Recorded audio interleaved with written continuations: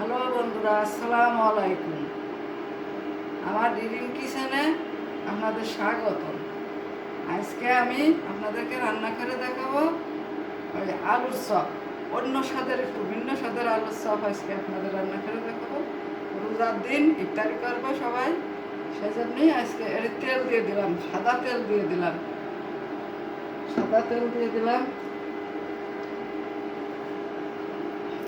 পেঁয়াজ দিলাম,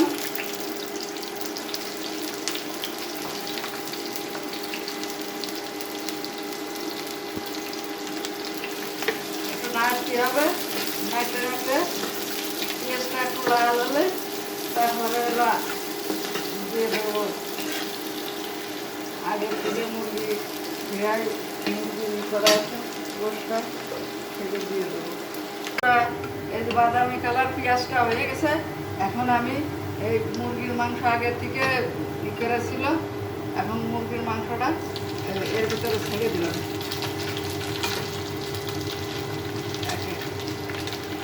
সব দিয়ে দিলাম। মুরগির মাংস আগে থেকে সেদ্ধ করে ছোটো ছোটো করে কাটা ছিল, তাই এবার এর ভিতরে ছেড়ে দিলাম। এবার আস্তে আস্তে সবই দেবো।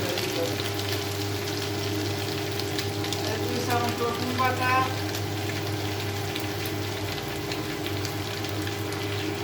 2 চামচ আদা বাটা,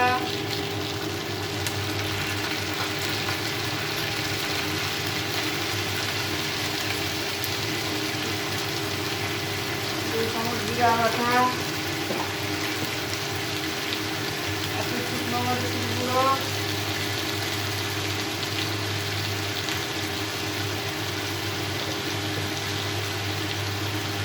1 চামচ হলুদের গুঁড়ো,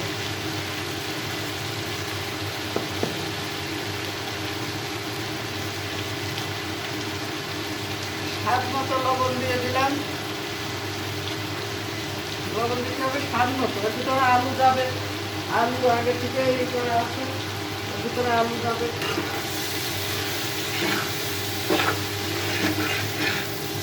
ভালো করে একটু ভেজে নেব। ভালো করে ভেজে নেওয়ার পরে আলুটা ছেড়ে দেবো।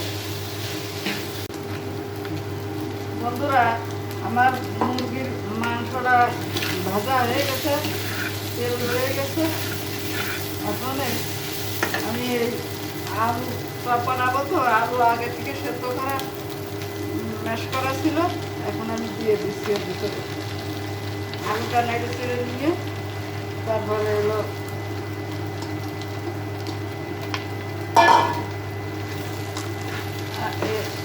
নামিয়ে ফেলবো। নামিয়ে নিয়ে তারপরে এভাবে নাড়তে হবে, নেড়ে নেড়ে আস্তে আস্তে মিশিয়ে ফেলতে হবে। হ্যালো বন্ধুরা, এবারে আলু দিয়ে মুরগির মাংস দিয়ে একসাথে আমার মিশ্রণ হয়ে গেছে। এখন এরপরে একটু দিয়ে দিব ধনিয়ার পাতা ছাড়িয়ে।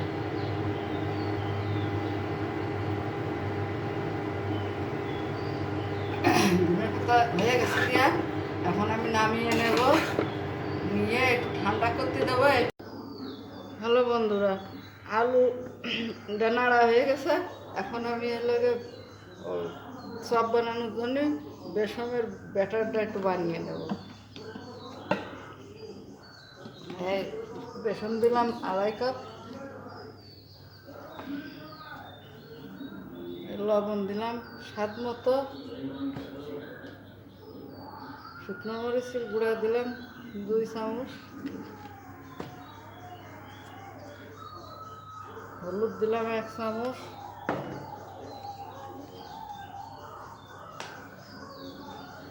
রসুন বাটা দিলাম 2 চামচ, আদা বাটা 2 চামচ, জিরে বাটা 2 চামচ। সবগুলো উপকরণ দেওয়া হয়ে গেছে। এবারে আমি ব্যাটারটা গুলিয়ে নেব। এবার পানি দিলাম, পানি আস্তে আস্তে দিয়ে দিয়ে, একবারে বেশি পানি দিলে গুলাটা পাতলা হয়ে যেতে পারে, এই জন্যে আস্তে আস্তে দিয়ে দিই। হ্যালো বন্ধুরা, এবার ব্যাটারটা আমার রেডি। আলুর চপের ব্যাটারটা আমার রেডি হয়ে গেছে।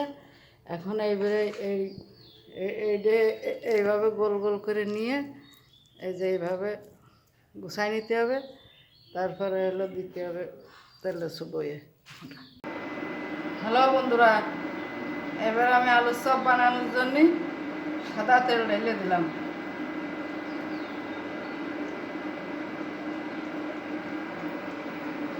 সাদা তেল ঢেলে দিলাম।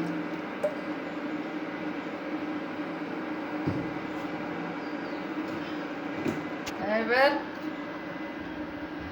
এই আলু সেদ্ধ করে ছেনে এভাবে গোল গোল করে রাখিছে, এইগুলো হলো বেসনে চুবয়ে ওর ভিতর দিয়ে দেবো।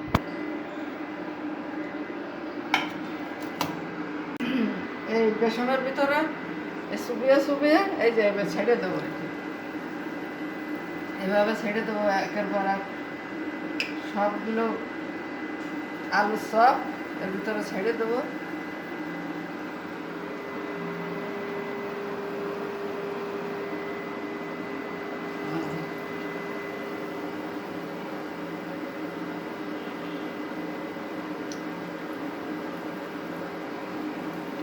পাল্টিয়ে এগুলোকে ভেজে নিতে হবে,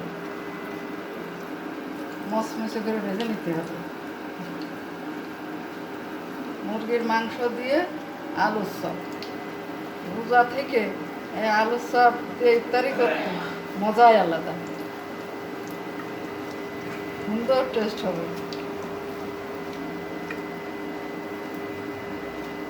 আলুর চপগুলো সুন্দর টেস্ট হবে। সবগুলো ভাজা হয়ে গেছে, এরকম বাদামি কালার হলেই একে একে সব উঠিয়ে নিতে হয়। এগুলো সব এখন উঠিয়ে নেব, পরবর্তীতে আবার দেব। সুন্দর একটা কালার হয়েছে, এই কালার হলে আলু চপ উঠিয়ে নিতে হবে। সুন্দর কালার, আলু চপগুলো মনে হচ্ছে মজাই। একে একে সবগুলো চপ উঠিয়ে নিলাম, এখন আবার পরবর্তীতে আবার দেব। বন্ধুরা, আমার আলুর চপ বানানো হয়ে গেছে। এখন দেখুন কত সুন্দর মুরগির মাংস দিয়ে আলুর চপ বানাইছি, দেখেন কত সুন্দর স্বাদ, টেস্টই আলাদা। হ্যালো বন্ধুরা, আজকের মতো আমার এই ভিডিও শেষ। পরবর্তীতে আবার ভিডিও নিয়ে হাজির হব। আপনারা সবাই দোয়া করবেন। আল্লাহ হাফেজ, আসসালামু আলাইকুম।